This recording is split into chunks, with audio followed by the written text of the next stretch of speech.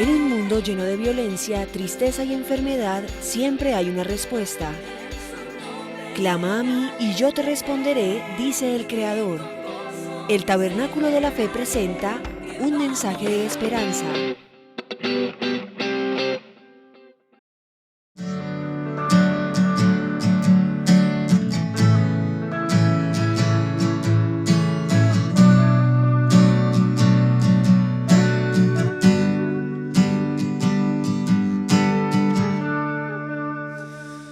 Estaba estos días recordando un episodio de la historia. Era el 27 de junio de 1976, cuando un avión de Air France despegó de Tel Aviv con 260 personas a bordo del avión. Iba derecho a Francia, pero tenía que aterrizar, a hacer una escala en Atenas. Y en Atenas se bajaron unos pasajeros, se subieron otros, pero entre los que se subieron 4 terroristas. Los 4 terroristas se subieron al avión, estaba todo planeado, y cuando el avión despegó, a los pocos minutos de ir en el aire, los terroristas sacaron sus metrallas, sus armas, y pusieron a todos, al piloto y a todos, llegaron a la cabina del avión y llegaron al piloto y le dijeron: es un secuestro y ahora nosotros vamos a dirigir, ustedes tienen que ir donde nosotros indicamos. Y comenzaron a pedir los pasaportes de todos los que iban en ese avión, y separaron los que eran judíos, los que eran israelíes, pasaportes israelíes, y por el apellido también, los separaron a un lado, sus pasaportes, y luego los otros que no eran israelíes los dejaron aparte. Cuando el avión aterrizó en Tel Aviv, lo llevaron a Uganda. ¿Se acuerdan quién era el presidente de Uganda en ese tiempo? Idi Amin Dada. ¿Sí? Que era un gran asesino. ¿Quién ayudó al secuestro? El asunto es que llegaron allá, aterrizaron y sacaron los que no eran judíos y dejaron los judíos presos, rehenes, para negociar algunas cosas que ellos pedían. Algunos alemanes, 2 eran alemanes, 2 eran de la corriente de Palestina. Se han unido para ese secuestro. En Israel, mientras tanto, se luchaba por saber qué hacer, si había que aceptar las condiciones que ponían los terroristas, porque si no amenazaban con empezar a matar a los niños, empezando 1 cada hora, hasta que se dieron los judíos. Negociaron, pero no pudieron llegar a ningún acuerdo. De todas maneras, Israel logró aplazar hasta el 4 de julio. El avión había sido secuestrado el 27 de junio. Ustedes se pueden imaginar prácticamente una semana entera toda esa gente, la atención que tenían. Tremendo, especialmente los judíos, porque los demás los habían liberado. Habían ido ya a sus lugares. Y en Israel se dividió la opinión. Unos que había que negociar a cualquier costo. Otros que no había que negociar, porque negociando se establecía un precedente peligroso, porque seguirían secuestrando para imponer sus normas. Israel normalmente no negocia con nadie. Ellos, si tienen que dar la vida, la dan, pero no negocian. No es como muchos cristianos que negociamos con tal de que nos permitan hacer ciertas cosas. Bueno, ese no es mi tema, pero una referencia especial. Por fin, unos de los que estaban a favor de no negociar comenzaron a hacer planes, especialmente gente que estaba en el ejército israelí. Empezaron a hacer planes de la seguridad israelí para no negociar. Y entonces, al final, llegaron a una conclusión. Fue todo un debate que hubo permanentemente en el gobierno de Israel, junto con las fuerzas militares, con las fuerzas de seguridad, todo. Y al terminar, llegaron a la conclusión de que iban a hacer una operación relámpago, porque esa operación relámpago sería muy breve. Prepararon 8 aviones, 100 soldados, listos a morir si era necesario para poder liberar a los judíos. Viajaron 4.500 kilómetros de distancia entre Tel Aviv, entre Israel y Uganda. 4.500 kilómetros de distancia. Pero volaron a muy baja altura para que no fueran detectados por los radares que había de los aviones. Y llegaron a Tel Aviv, llegaron a Uganda el 4 de julio a la 1 de la mañana, el día que se terminaba. A la 1 llegaron, tenían todo planeado y en menos de 53 minutos liberaron a todos los judíos y regresaron a Israel. Eso fue algo espectacular, realmente. Es que los que estaban secuestrados no tenían ninguna esperanza. Era así como algunos piensan que la iglesia cuando en los próximos días no tendrá ninguna esperanza. Y entonces, si no viene el Señor, si no es la segunda venida para que nos rescate, no tenemos nada que hacer. Todos vamos a morir. Yo quiero decirles que no podemos seguir pensando de esa manera, porque nosotros somos redimidos por el Señor, creados desde antes de la fundación del mundo para ser vencedores. Amén. Dígale a su hermano: yo pertenezco a los vencedores, no a los vencidos. Dele un aplauso al Señor. Somos vencedores por medio de aquel que nos amó, por Jesucristo.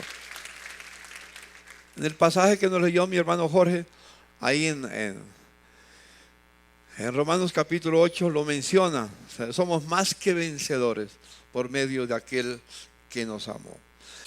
Quiero que miremos lo que la Biblia dice.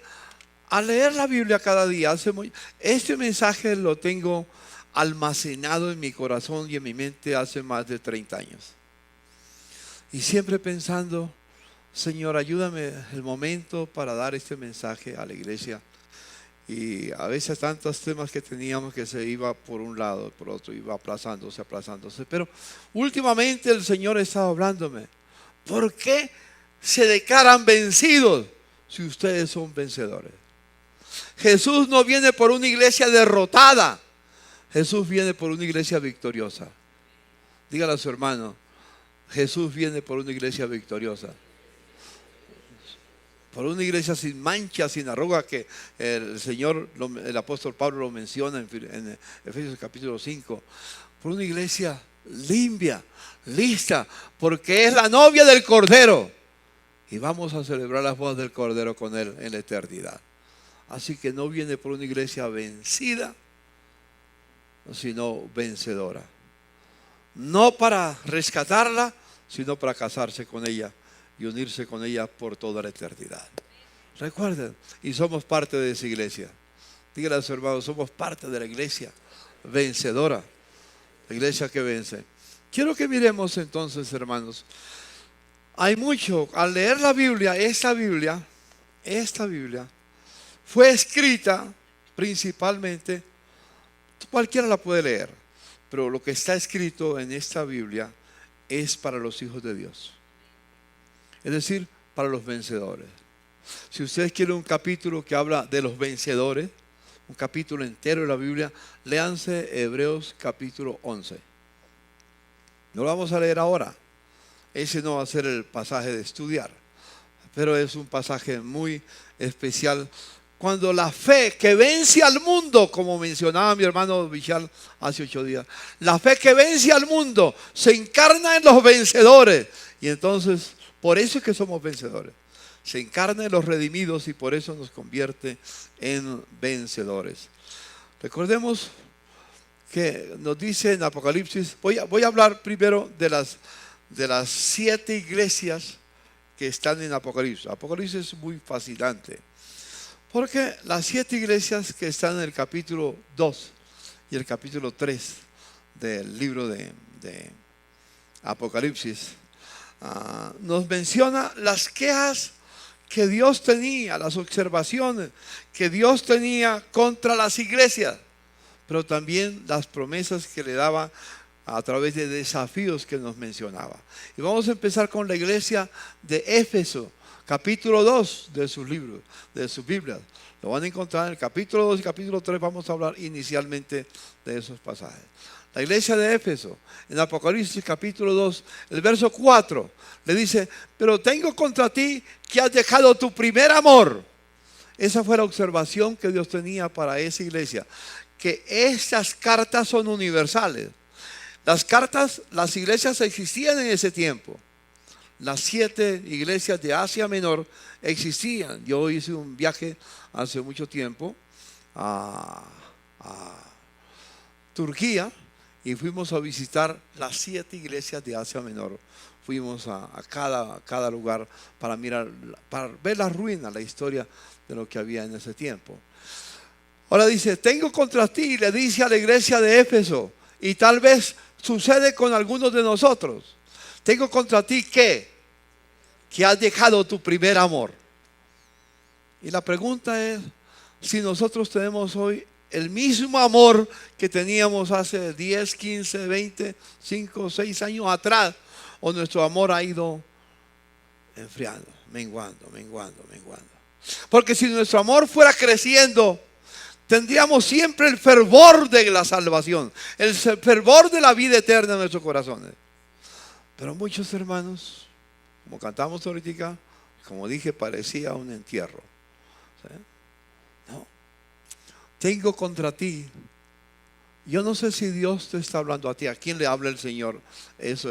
Yo solamente leo la palabra, comparto la palabra.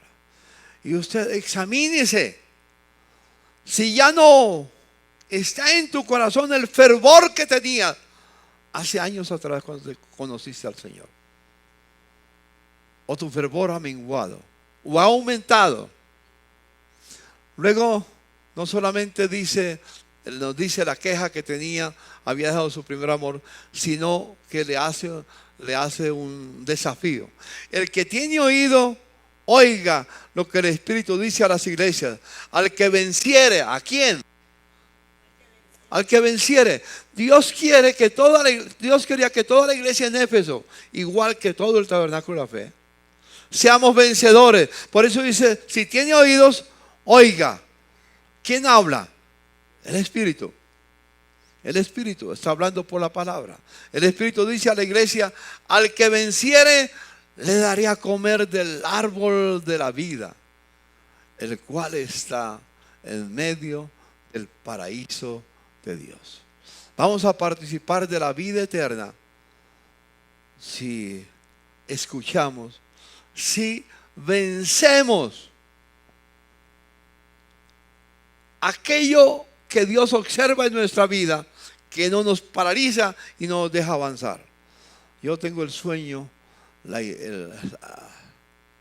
visión en mi corazón, el anhelo en mi corazón, que toda la comunidad Tabernáculo de la Fe, entre otras, entre todas las iglesias, pero que esta comunidad sea una iglesia que nunca pierda el primer amor. Y si lo perdió, que lo recobremos. Mira a su hermano y dígale: hermano, si perdiste el primer amor, hay que recobrarlo. Hay que volver a los primeros días. Ese fervor que teníamos en el corazón cuando caminábamos con el Señor. No voy a demorarme en cada uno de ellos porque es largo. Solamente los menciono para que veamos el principio. Dios habla a quienes, a los vencedores. El que venza podrá comer ¿de qué? Del árbol de la vida que está en medio del paraíso de Dios. Luego, después de eso, viene a otra iglesia, que es la iglesia de Esmirna. En el capítulo 2, en el versículo 10 y 11 le dice: no temas de nada de lo que vas a padecer. He aquí el diablo echará a algunos de vosotros a la cárcel para que seáis probados y tendréis tribulación por 10 días. Sé fiel hasta la muerte y yo te daré la corona de la vida. Dígale a su hermano, sé fiel hasta la muerte, que Él nos tiene la corona de la vida. Pero dígaselo con alegría, mírelo. Amén, amén. Hace mucho tiempo que cantábamos una canción. Sé fiel hasta la muerte y yo te daré la corona de la vida. Sé fiel, sé fiel. ¿Qué tal si me acompañan? A ver. Sé fiel hasta la muerte y yo te daré la corona de la vida. Sé fiel, sé fiel. Mira a su hermano y dígale, sé fiel hasta la muerte y yo te daré la corona de la vida. Sé fiel, sé fiel. Abraza a su hermano y dígale, sé fiel hasta la muerte. Sé fiel. Arriba, hermanos, abrácense. Sé fiel hasta la muerte, que Dios tiene la corona de la vida preparada. Pero luego dice el versículo 11.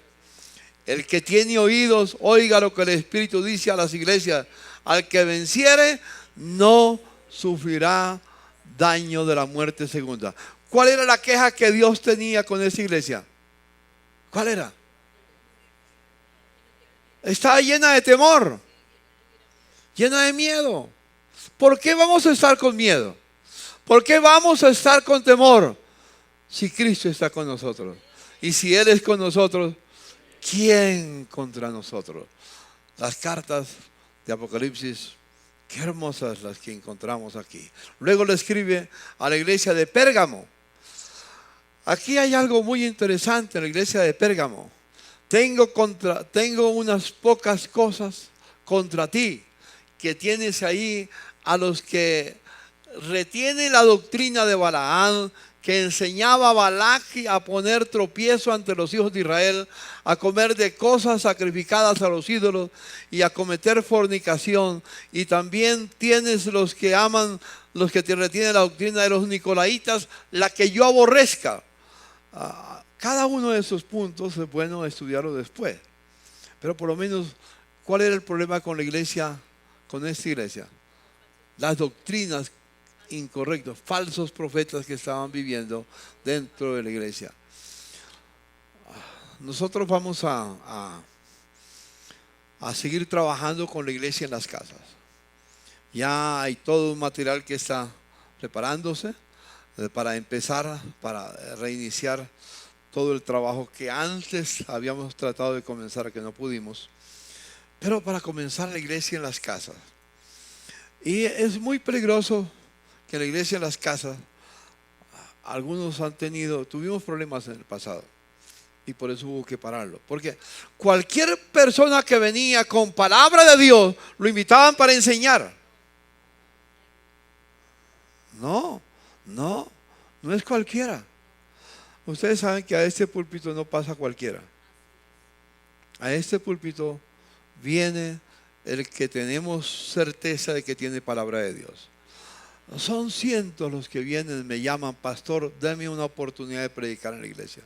Yo tengo un mensaje del Señor. Hablo con ellos y primero investigo sus vidas, cómo están. ¿Cuál es su enseñanza? ¿Dónde ha estado viviendo? ¿Hacia dónde va? ¿Hacia dónde corre? Normalmente los pongo ahí en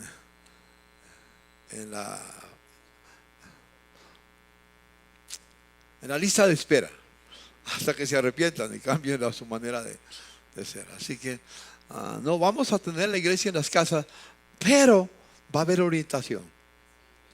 Y lo que se enseña no es lo que las personas que están ahí quieren, sino lo que como pastores de la iglesia, como líderes de la iglesia, queremos que la iglesia sea edificada en los principios divinos y permanezca. Está todo el trabajo está realizándose estamos elaborando las formas para hacerlo, porque los días que vienen son muy difíciles y habrá falsos profetas que se levantarán y estarán buscando la forma de hacernos el daño. Pero ¿cuál es el desafío que le hacen? Por tanto, arrepiéntete, pues si no, vendré a ti pronto y pelearé contra ellos con la espada de mi boca, dice Dios. La palabra de Dios es la espada de su boca. El que tiene oídos, oiga lo que el Espíritu dice a las iglesias. Al que venciere, daré a comer del maná escondido, y le daré una piedrecita blanca, y en la piedrecita escrito un nombre nuevo, el cual ninguno conoce sino aquel que lo recibe. Son promesas que yo no las entiendo todas, pero yo sé que Él lo va a hacer, porque es su promesa. Es el desafío que nos hace a vencer lo que hemos estado equivocados, y Él entonces nos dará las cosas que Él sabe que nosotros necesitamos. Luego después viene otra iglesia que, ¿se acuerdan cuál es la iglesia que sigue? La iglesia de Tiatira. Tiatira.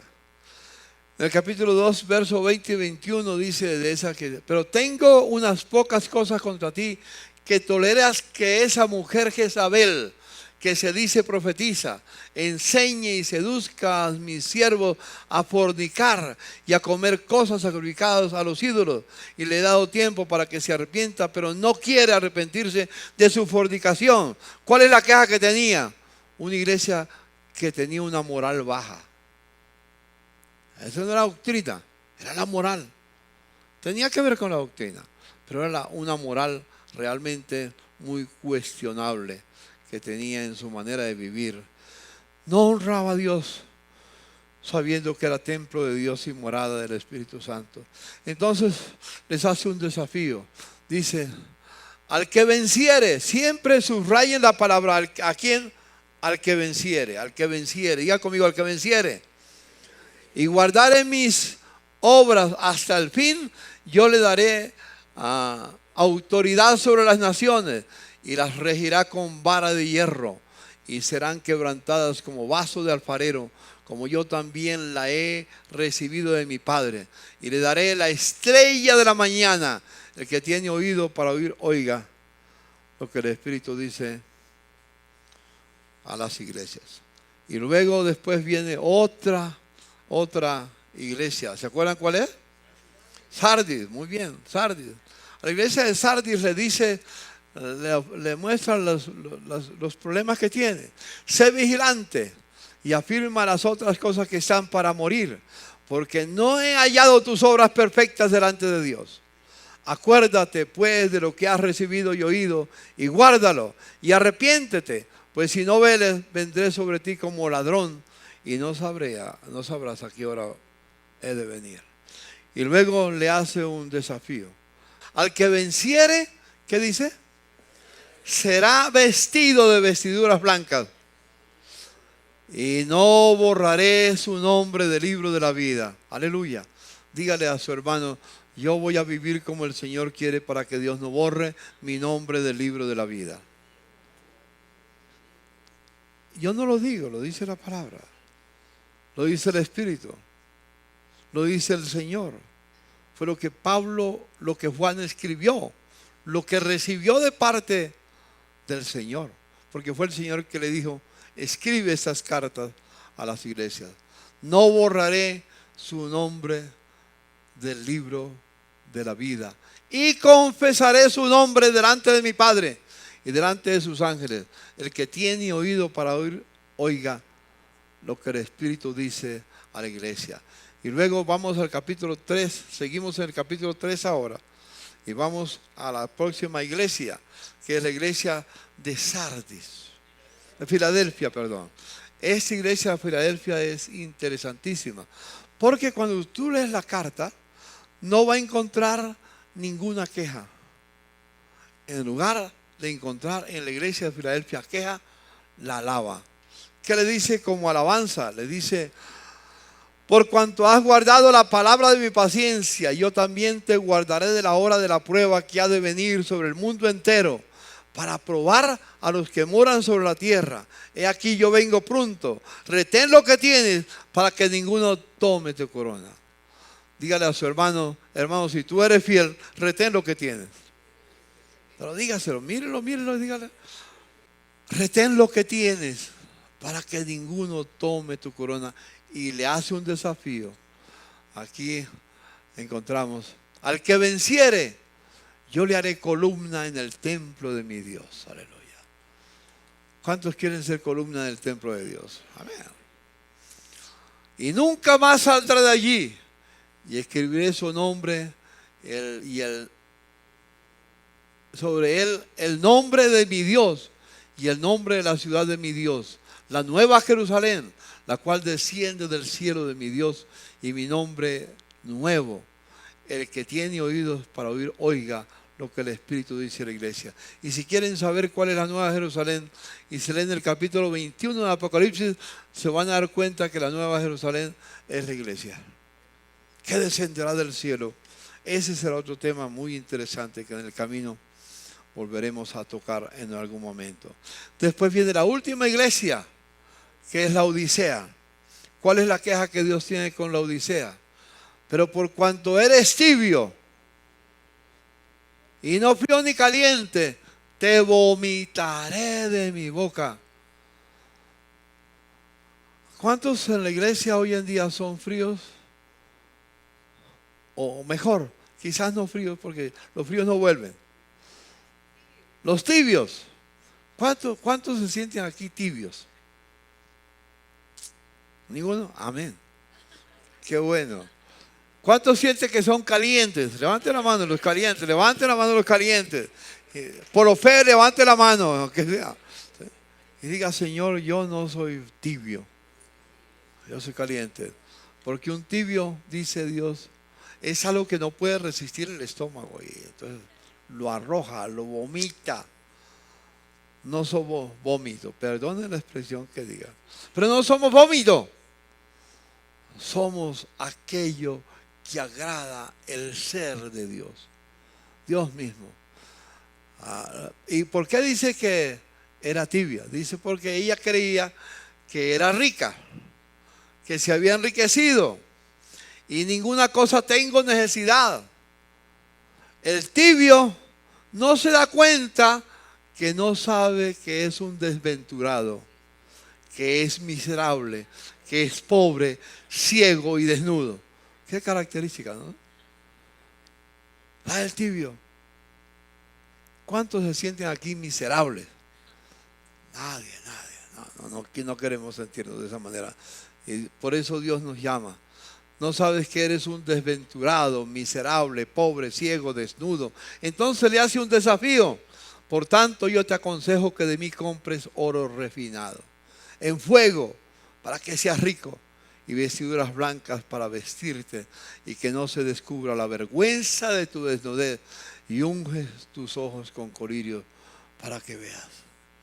Señor, unge mis ojos con el colirio del Espíritu Santo, para cuando lea tu palabra, Señor, yo pueda entenderla y tener claridad de tu voluntad. Es la carta a las 7 iglesias, que de una u otra manera nos representa a nosotros también, porque son cartas que, aunque era dirigida a una iglesia que realmente existían, pero también son cartas universales para todos. Tenemos que examinarnos a la luz de estas 7 cartas, en qué lugar yo me encuentro en las advertencias que Dios me hace. Así que, hermanos, la palabra es muy linda.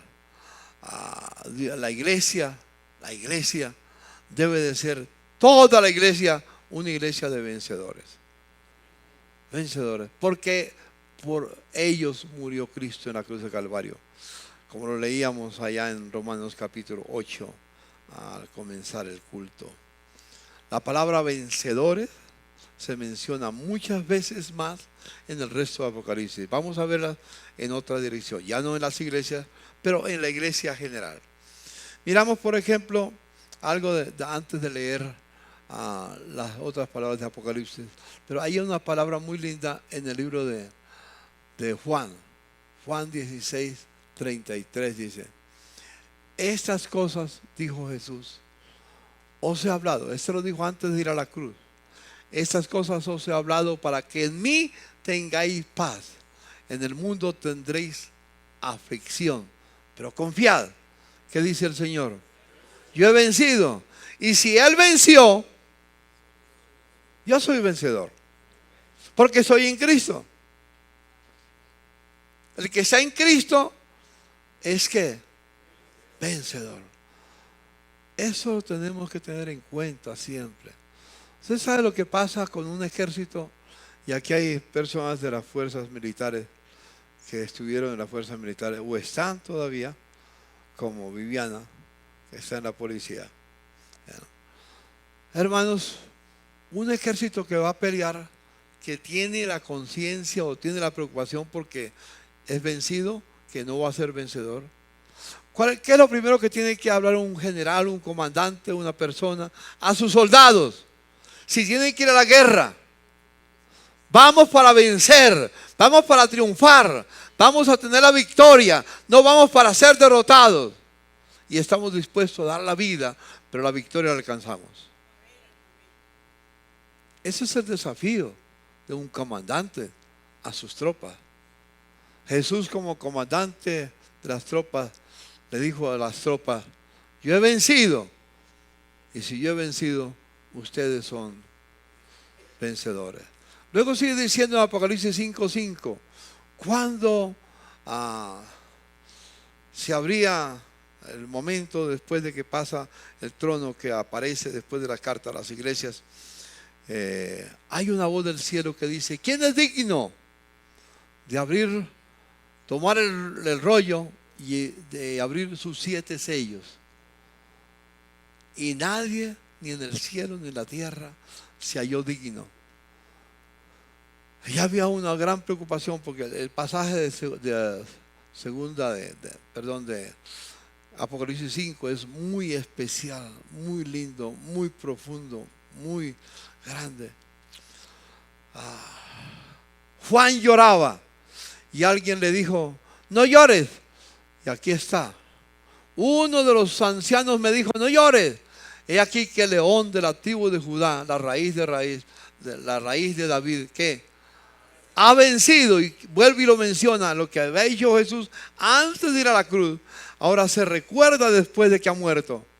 Él ha vencido para abrir el libro y desatar los sellos, para hacer la revelación de lo que iba a pasar en el mundo. Los libros iban a ser abiertos, o el libro iba a ser abierto, para revelar lo que venía en el camino. Pero nosotros podemos saber qué va a pasar, porque el vencedor, que es Jesucristo, nuestro general, nuestro comandante, ha vencido y nos da un mensaje: no tengan temor, porque yo he vencido, vosotros también venceréis. Y luego encontramos otro pasaje muy interesante, Apocalipsis capítulo 6:2. Ese es otro pasaje muy desafiante. Después de que se abren los sellos, comienza el primer sello, se abre inmediatamente. Ustedes pueden leer todo lo que pasó con el cordero que fue inmolado, que venció. Todo el resto del capítulo 5 de Apocalipsis es un poema de amor, de victoria, de triunfo, muy hermoso, que nuestro general, nuestro comandante en el ejército de Dios, nos dejó a través del Espíritu Santo.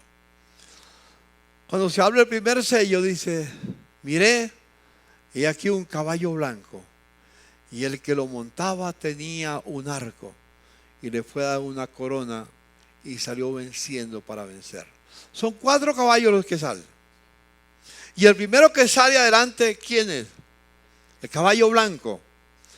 ¿Qué representa el caballo blanco? Para muchos representa el anticristo. No, no es el anticristo. Porque el anticristo no sale venciendo para vencer. Sale para ser vencido, no para vencer. Pero ese caballo, dice, salió venciendo para vencer. Es el vencedor.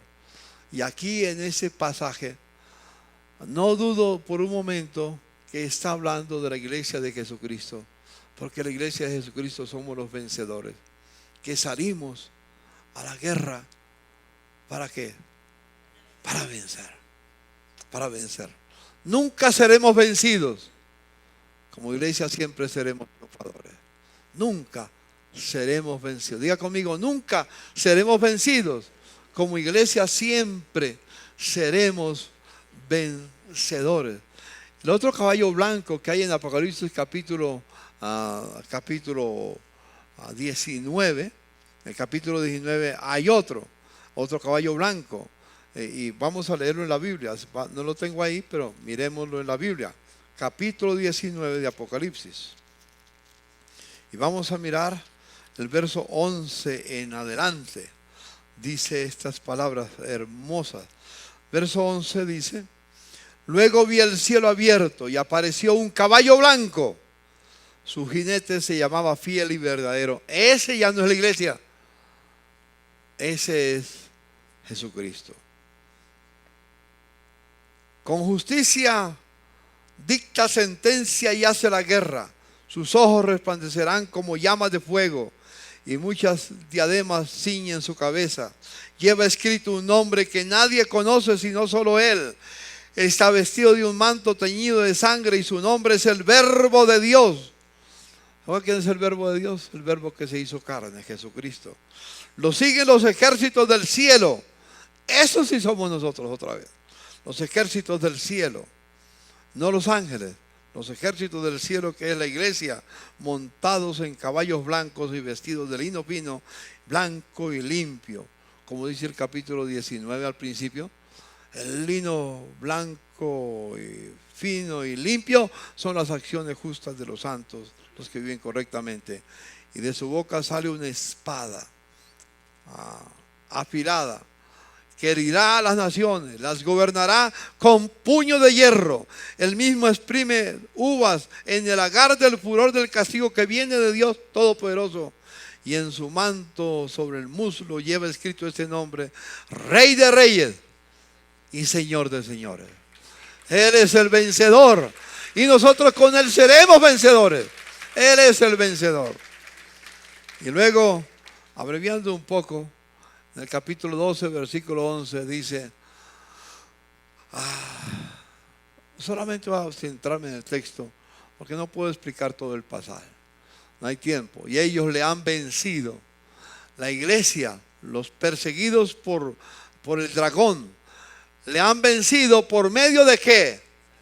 Nosotros vencemos al enemigo por medio de, no nuestras obras, por medio de la sangre del Cordero. Aleluya. Por medio de la sangre del Cordero y de la palabra del testimonio de ellos. La vida que se ha vivido comprometida con Jesucristo y menospreciaron sus vidas hasta la muerte. Un discípulo del Señor está dispuesto a dar su vida por Jesucristo. Está dispuesto a dar su vida por lo que Él es. Aleluya. Hermanos, si somos del ejército de Dios, tenemos que estar dispuestos inclusive a dar la vida por nuestro Señor. No sé cuándo nos toca, tal vez muerte natural o quizás por otra forma, pero no importa lo que sea. Si la persecución viene, seremos fieles hasta la muerte y recibiremos la corona de la vida. Y luego hay otro pasaje en Apocalipsis 17:14. Sigue todas las persecuciones que hay contra la iglesia. Pelearán contra el Cordero. ¿Quién es el Cordero? Jesucristo. Y luego, ¿qué dice? El Cordero los vencerá. Aleluya. Oye, otra vez el Cordero es el que vence. Y los que siguen al Cordero, porque Él es el Rey Él es Señor de señores y Rey de ellos. Y los que están con Él son llamados, elegidos y fieles. Amén. Por eso somos vencedores. Dios nos llamó, nos eligió y somos fieles al Señor completamente. Hermanos míos, y por último, Apocalipsis 21 del 6 al 8. Al terminar, cuando la nueva Jerusalén va a llegar, me dijo: hecho está, yo soy el alfa y el omega, el principio y el fin. al que tuviere sed, yo le daré gratuitamente de la fuente del agua de la vida. El que venciere, vuelve otra vez. Donde quiero que enfaticemos es la palabra el que venciere, los vencedores, el que venciere y los vencedores. Lea la Biblia y siempre marque eso. Cuando habla del que venciere, del vencedor, se refiere al pueblo de Dios. Porque nosotros no fuimos redimidos para ser vencidos, sino para ser vencedores. Al que venciere, heredará todas las cosas. Él me dijo, yo soy el alfa y omega, el principio y el fin. Si tuviera sed, le daré gratuitamente de la fuente del agua de vida. Y el que venciere heredará ¿qué? Todas las cosas. No hemos leído eso, que Dios nos hizo herederos con Cristo y coherederos con Él de todos los bienes que el Padre le dio. Se refiere a nosotros. El que venciere heredará todas las cosas. Y yo seré su Dios y Él será mi hijo. ¿Quieres afirmar que Dios es nuestro Dios? Seamos vencedores. Él será nuestro Dios y nosotros seremos sus hijos. Hemos dado un amplio conocimiento leyendo la palabra del Señor y quiero llegar como conclusión en esta mañana. Los verdaderos vencedores son los discípulos del Señor, es decir, la iglesia. Y quiero llegar a un punto muy importante. Mire cómo se sigue manifestando, Dios lo sigue enfatizando de un lado a otro. En Apocalipsis capítulo 3 está cuando Satanás engañó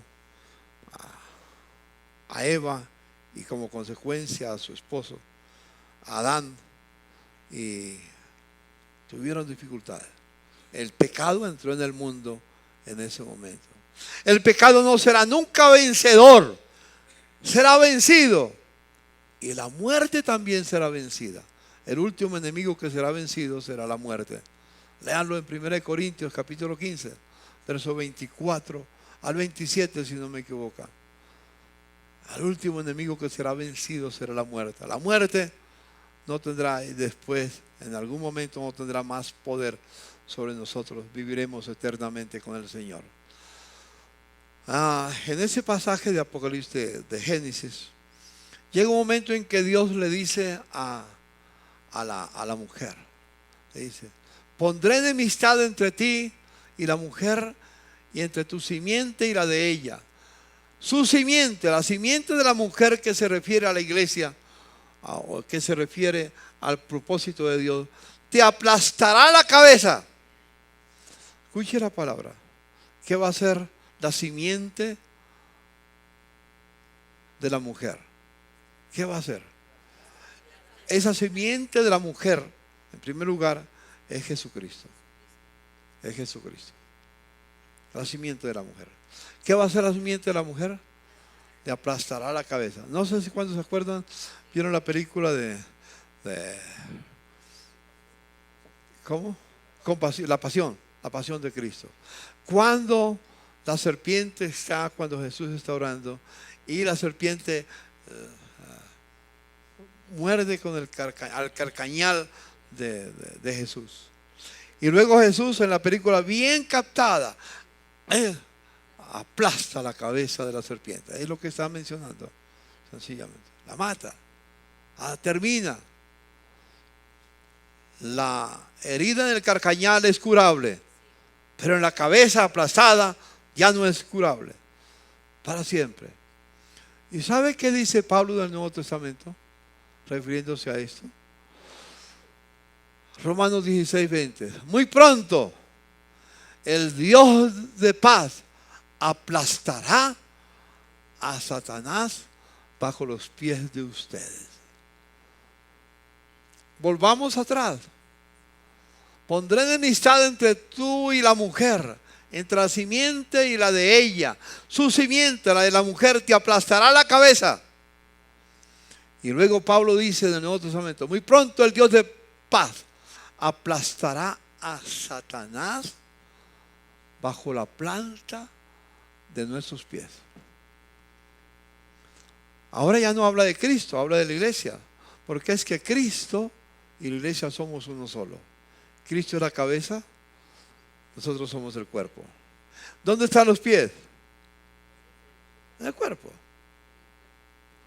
Y es por eso es que la iglesia, la que es llamada a vencer a Satanás, para siempre aplastaremos. El momento llegará en que el poder de Satanás será aplastado completamente por la iglesia del Señor. Somos vencedores. Somos vencedores. Es la idea que tengo, el anhelo que tengo, que entendamos que no somos llamados para ser vencidos, sino siempre, siempre por la eternidad, vencedores. Y nadie nos podrá hacer frente todos los días de nuestra vida. Porque como el Señor como el Padre estuvo con Jesús, también estará con nosotros. El Dios de paz aplastará a Satanás bajo la planta de la iglesia. Y bajo esa planta que aplastarán la serpiente está el tabernáculo de la fe. Amén. Somos vencedores. Somos vencedores. Un discípulo no está preocupado por el anticristo. Hermanos míos, el capítulo para vencedores que les mencioné ya, que deben de leer, ¿cuál es? Hebreos 11. Yo quiero mencionar uno de los vencedores del Antiguo Testamento. Ayer vi una película que me recordó, estuve buscando algunas películas cristianas, y me recordó un episodios de la Biblia. Un episodio de el rey Nabucodonosor, Sadrach, Mesach y Abednego. Que cuando el rey dijo, cuando suene la trompeta, todos tienen que arrodillarse y proclamar que yo soy divino, que yo soy la máxima autoridad en este lugar. Tienen que arrodillarse y aclamarme como rey. Cuando sonó la trompeta, todos se inclinaron, menos Sadrach, Mesach y Abednego, que eran de los hijos de Israel y eran compañeros de Daniel. El rey les da una oportunidad más. Le dice, quiero decirles una cosa, les voy a dar una oportunidad. Vuelve a sonar la trompeta y ustedes tienen que arrodillarse. Y sonó la trompeta, ellos siguieron de pie. Cuando le preguntaron, ¿por qué no se arrodilla? Dice, porque nuestras rodillas se doblan solamente ante Dios, nada más. Entonces irán al horno de fuego. ¿Recuerdan la historia? Daniel capítulo 2. Los mandó al horno de fuego. Y estando en el horno de fuego, el rey salió porque apreciaba a los jóvenes, pero desobedecieron su ley, tenían que morir. Y cuando fue a mirar, en medio de las llamas de fuego, no habían 3, sino 4. Y el cuarto era semejante al Hijo de Dios. Y lo sacó de ese lugar. Ni siquiera el pelo estaba chamuscado. Nada, nada. Se habían quemado los lazos que los amarraban, sí. Y estaban libres y no fue hallada ninguna herida. ¿Qué fueron? Vencedores. ¿Qué fueron? Díganle conmigo. Vencedores. Les narro otra historia. En el capítulo 6 de Daniel. A Daniel lo lanzaron al pozo de los leones.